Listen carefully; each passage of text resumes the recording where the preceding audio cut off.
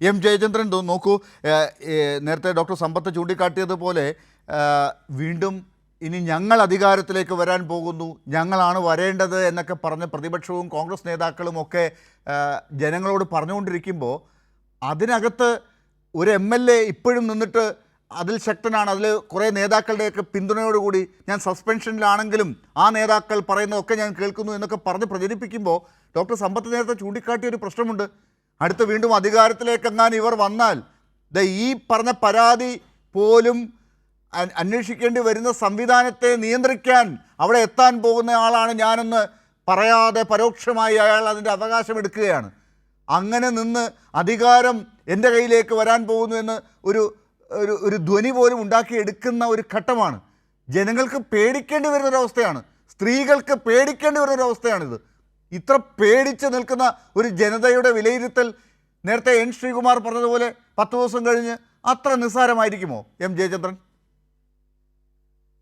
അതെ ഡോക്ടർ ലാൽ, നമ്മള് മറ്റ് സമൂഹങ്ങളിൽ നിന്ന് കേരളീയ സമൂഹത്തെ വ്യത്യസ്തമാക്കുന്ന പല ഘടകങ്ങളിലൊന്നും നമുക്കറിയാമല്ലോ. അതിൽ ഏറ്റവും നിർണായകമായ ഒരു പ്രധാനപ്പെട്ട വ്യത്യാസമാണ് മൊറാലിറ്റിക്ക് നമ്മൾ കൊടുക്കുന്ന പ്രാധാന്യം, കേരളീയ സമൂഹം കൊടുക്കുന്ന പ്രാധാന്യം. അത് ഈ കഴിഞ്ഞ 10 വർഷം കൊണ്ട് കൊടുക്കുന്ന പ്രാധാന്യമല്ല, പരമ്പരാഗതമായ നമ്മളുടെ ഒരു ശീലം അങ്ങനെയാണ്, രീതി അങ്ങനെയാണ്. അതല്ലാതെ ഞാനിപ്പോ ആരോപിക്കേണ്ട പ്രിയപ്പെട്ട ശ്രീകുമാർ, പിണറായി വിജയൻ വന്നുകൊണ്ടാണ് ഇങ്ങനെ വന്നു എന്ന് ഞാൻ പറഞ്ഞൊന്നും ആരോപിക്കണ്ട. അത് കേരളീയ പൊതുസമൂഹത്തിന്റെ പ്രധാനപ്പെട്ട നിർണായകമായ ചില അടയാളങ്ങളിൽ പെട്ടതാണ് നമ്മൾ മൊറാലിറ്റി കൊടുക്കുന്ന പ്രാധാന്യം എന്നുള്ളത്. ഇവിടെ അത്തരം മൊറാലിറ്റിക്ക് യാതൊരുവിധ അടിസ്ഥാന മാനദണ്ഡങ്ങൾ പോലും ഇല്ലാത്ത വിധം ഈ ധാർമ്മിക വിരുദ്ധത കാണിക്കുന്ന ഒരാളെ സംബന്ധിച്ചാണ് ശ്രീ N. ശ്രീകുമാർ പറഞ്ഞത്. ധാർമ്മികമായി കോൺഗ്രസ് പാർട്ടി പ്രാഥമിക അംഗത്തിന് സസ്പെൻഡ് ചെയ്തു എന്ന് പറഞ്ഞത്. ഞാനതാണ് ആദ്യഘട്ടത്തിൽ പറയാൻ ശ്രമിച്ചത്, പക്ഷെ അത് പൂർത്തിയാക്കാൻ കഴിഞ്ഞില്ല. അങ്ങനെ ചെയ്യാൻ കാരണം എന്തായിരുന്നു? വാസ്തവത്തിൽ അങ്ങനെ ചെയ്യാൻ ഒരു പ്രധാനപ്പെട്ട കാരണം, പല കാര്യങ്ങളിലും വിയോജിപ്പുണ്ടെങ്കിലും പ്രതിപക്ഷ നേതാവ് ശ്രീ VD സതീശൻ ഇക്കാര്യത്തിൽ എടുത്തൊരു നിലപാടിനോട് എനിക്ക് പൂർണ്ണ യോജിപ്പാണുള്ളത്.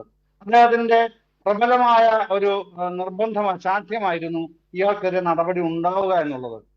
അതുപോലെ തന്നെ രമേശ് ചെന്നിത്തലയുടെ, VM സുധീരന്റെ, മുല്ലപ്പള്ളി രാമചന്ദ്രന്റെ, K. മുരളീധരന്റെ ഒക്കെ താല്പര്യങ്ങൾ ഉണ്ടായിരുന്നു. ആ തീരുമാനത്തിലേക്ക് എത്തി ഇയാളെ ലെജിസ്ലേറ്റീവ് പാർട്ടിയിൽ നിന്ന് ഒഴിവാക്കുന്നതിനും ഒക്കെയുള്ള തീരുമാനങ്ങൾ അങ്ങനെയാണ് വരുന്നത്. മനസ്സില്ല മനസ്സോടെയാണ് കേട്ടോ. എന്നിട്ട് ഞാൻ പിന്നീട് മനസ്സിലാക്കിയത് ഇപ്പൊ K. സുധാകരനെ കേൾപ്പിച്ചല്ലോ. അപ്പൊ അദ്ദേഹത്തിനെ ബ്രീഫ് ചെയ്തത് ഇതൊരു ഹണി ട്രാപ്പ് ആണ് എന്നായിരുന്നു അത്ര. ഈ രാഹുൽ ശ്രീ K. സുധാകരനെ, മുൻ KPCC പ്രസിഡന്റിനെ, ഇപ്പോഴത്തെ കണ്ണൂർ MP ബ്രീഫ് ചെയ്തത് ഒരു ഹണി ട്രാപ്പ് ആയിരുന്നു എന്നുള്ള നിലയിലാണ്. എന്ന് മാത്രമല്ല, പെൺകുട്ടിയുടെ ബാക്ക്ഗ്രൗണ്ട് വളരെ മോശപ്പെട്ട ഒരു പശ്ചാത്തലമാണ് ആ കുട്ടിക്കുള്ളത് എന്നൊക്കെയാണ് അദ്ദേഹത്തെ പറഞ്ഞ് ബോധ്യപ്പെടുത്തത്. അദ്ദേഹത്തിന്റെ പിന്നീടുള്ള റെസ്പോൺസ് എങ്ങനെയാവും എന്നുള്ളത് നമുക്ക് പൊതുവിൽ അറിയാവുന്നതാണല്ലോ. ആ തരത്തിൽ റെസ്പോൺസ് ആണ് താങ്കൾ കേൾപ്പിച്ചപ്പോൾ എനിക്ക് പെട്ടെന്ന് തോന്നുകയും ചെയ്തത്.